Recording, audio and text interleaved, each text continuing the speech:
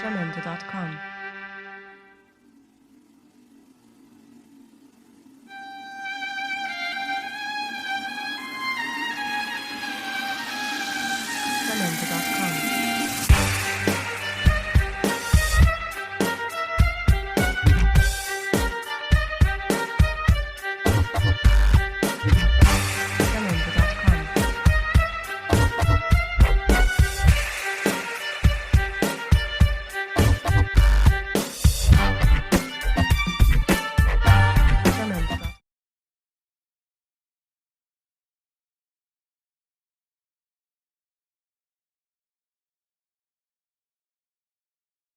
How many of you out there are aware that Job called his children celebrating their birthdays a sin? There was a man in the land of Uz, whose name was Job, and that man was perfect and upright, and one that feared God, and eschewed evil. And there were born unto him 7 sons and 3 daughters. His substance also was 7,000 sheep, and 3,000 camels, and 500 yoke of oxen, and 500 she-asses, and a very great household, so that this man was the greatest of all the men of the east. And his sons went and feasted in their houses, every one his day, and sent and called for their 3 sisters to eat and to drink with them. And it was so, when the days of their feasting were gone about, that Job sent and sanctified them, and rose up early in the morning, and offered burnt offerings according to the number of them all, for Job said, It may be that my sons have sinned, and cursed God in their hearts. Thus did Job continually. It must be told to you, Satan was allowed to kill Job's children, because they were celebrating their birthdays. And there was a day when his sons and his daughters were eating and drinking wine in their eldest brother's house. And there came a messenger unto Job, and said, The oxen were ploughing, and the asses feeding beside them.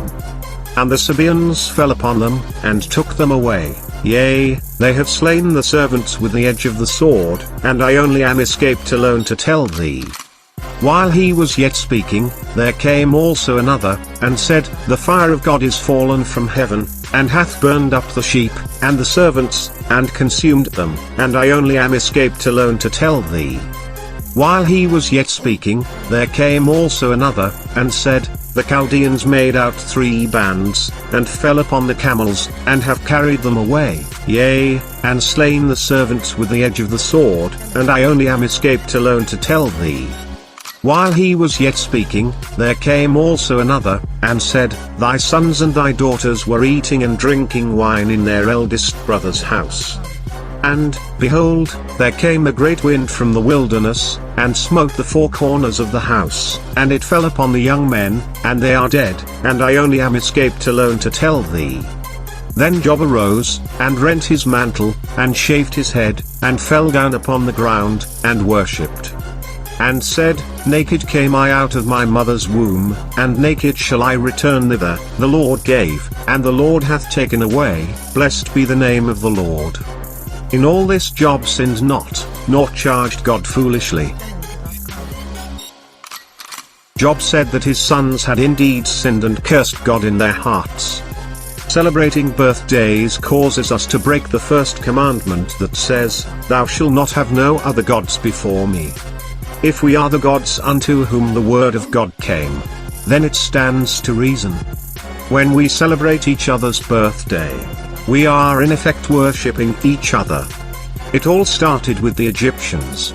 Scholars who study the Bible say that the earliest mention of a birthday was around 3000 BCE and was in reference to a pharaoh's birthday. But further study implies that this was not their birth into the world, but their birth as a god. When Egyptian pharaohs were crowned in ancient Egypt, they were considered to have transformed into gods.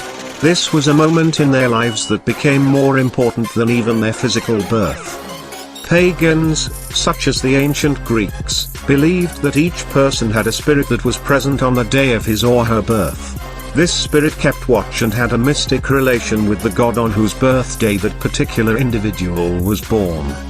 You can thank Greeks for all those birthday candles.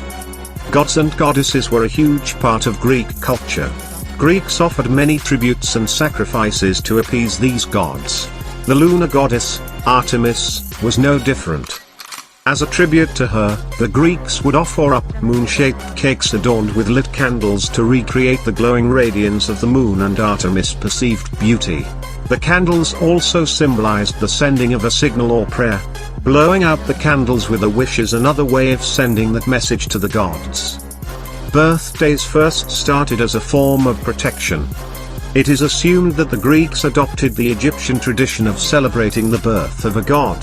They, like many other pagan cultures, thought that days of major change, such as these birthdays, welcomed evil spirits. They lit candles in response to these spirits almost as if they represented a light in the darkness. This implies that birthday celebrations started as a form of protection. In addition to candles, friends and family would gather around the birthday person and protect them from harm with good cheers, thoughts, and wishes. They would give gifts to bring even more good cheer that would ward off evil spirits. Noisemakers were also used to scare away the unwanted evil.